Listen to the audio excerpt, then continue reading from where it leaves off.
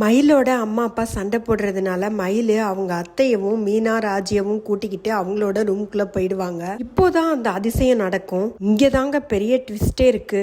அந்த நேரம் பார்த்து மயிலோட அம்மாவும் அப்பாவும் இவ என்ன இப்படி பண்ணிக்கிட்டு இருக்கா, இவளுக்காக தானே, இவளோட வாழ்க்கைக்காக தானே நம்ம இப்படி போராடுறோம், நம்ம பேச்ச கொஞ்சம் கூட மதிக்கவே மாட்டேங்கிறாளே அப்படின்னு ரெண்டு பேரும் மயிலை பத்தி பேசிக்கிட்டு இருப்பாங்க. அந்த நேரத்துல திடீர்னு பாண்டியன் அங்க வருவாரு. பாண்டியன் வருவாருன்னு பாக்கியமும் அவங்க வீட்டுக்காரரும் கொஞ்சம் கூட எதிர்பார்த்திருக்கவே மாட்டாங்க. அவரை பார்த்ததும் பாக்கியம், வாங்கய்யா வாங்க, முன்னாடியே வீட்டுக்காரிய அனுப்பி வேவு பார்த்துட்டு இப்ப நீங்க வாரைகளாக்கும், இப்ப எந்த மூஞ்சிய வச்சுக்கிட்டு இங்க வாரீங்கன்ற, இல்ல என் பொண்ணை பார்த்தா உங்களுக்கெல்லாம் எப்படி தெரியுது, இழிச்ச வாயி என்ன செஞ்சாலும் ஏத்துக்கிடுவா, என்ன சொன்னாலும் கேட்டுக்குவா, நீங்க நினைச்சா கூப்பிடுவீங்க, நினைச்சா வீட்டை விட்டு துரத்துவீங்க, என் பொண்ணு என்ன உங்க வீட்டு வேலைக்காரியா, நாங்க உங்க வீட்டுக்கு வந்த உங்க பையனை விட்டு அடிக்க வச்சீங்கல்ல, அதே மாதிரி திருப்பி அடிக்கிறதுக்கு எங்களுக்கு எவ்வளவு நேரம். பாண்டியன் கிட்ட பேசிக்கிட்டு இருக்கிற சத்தம் கேட்டு எல்லாருமே வெளியில வருவாங்க. பாண்டியனை பார்த்த கோமதி, என்னங்க நீங்க வரமாட்டேன்னு சொன்னீங்களே இப்ப வந்திருக்கீங்க அப்படின்னு சொன்னதும், இல்ல கோமதி, அந்த பிள்ளை மாசமா இருக்குல்ல, மனசு கேட்கல,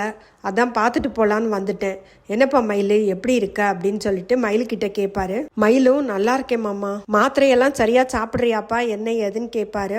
சாப்பிட்றேன் மாமா அப்படின்னு மட்டும்தான் சொல்லுவாங்க. எது கேட்குறாங்களோ அதுக்கு மட்டும்தான் பதில் சொல்லுவாங்க, அதுக்கு மேல பேசவே மாட்டாங்க. மயிலோட அம்மா தான், மாமாவா மாமா, வீட்டை விட்டு வெளியில துரத்துனவங்க எல்லாம் இன்னைக்கு உறவு கொண்டாடிக்கிட்டு வாராக, நீயும் பல்ல இழிச்சுக்கிட்டு மாமா அத்தைன்னு சொந்தம் கொண்டாடிக்கிட்டு இருக்கியா, யார் வேணாலும் என்ன வேணாலும் நினைச்சுக்கோங்க, குழந்தை பிறந்ததும் உங்க குடும்பத்துல இருந்து ஒரு ஆள் இந்த வீட்டுக்கு வரக்கூடாது, யாரையும் அந்த குழந்தைய பாக்குறதுக்கு அனுமதிக்க மாட்டேன், முக்கியமா உன் புருஷங்காரன் இந்த சரவணை கண்ணுல கூட காட்ட மாட்டேன், நாங்க அதுக்குள்ள வீடை மாத்திக்கிட்டே போயிருவோம், எங்க பொண்ணு இங்க தினமும் அழுதுகிட்டு இருக்கு, உங்க பையன் மட்டும் ஜாலியா இன்னொருத்தி கூட சுத்திக்கிட்டு இருக்கான், அதெல்லாம் என்னன்னு கேட்க மாட்டீங்க, அந்த உண்மையை சொல்ல வந்தா எங்களை அடிப்பேக, இதெல்லாம் நாங்க கோர்ட்ல சொன்னோம்னா என்ன ஆகும் தெரியும்ல, மறுபடியும் நீங்க ஜெயிலுக்கு தான் போவீங்க, எவ்வளவு பேச முடியுமோ அவ்வளவு தூரம் பேசுவாங்க பாக்கியம்.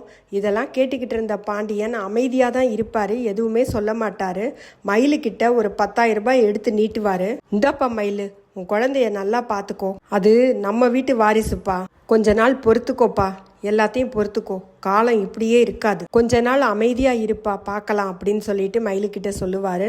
கோமதியும் மயிலோட கையை பிடிச்சு, உடம்ப நல்லா பாத்துக்கோ மயிலு, இந்த பணத்தை வச்சு உனக்கு தேவையானது எல்லாத்தையும் வாங்கிக்கோ, உனக்கும் 1008 செலவு இருக்கும்ல மாத்திரை மருந்துன்னு, இதை வச்சுக்கோ அப்படின்னு சொல்லிட்டு வாங்கிக்க சொல்லுவாங்க. மயிலு ரெண்டு பேர்கிட்டயுமே வேண்டான்னு தான் சொல்லுவாங்க.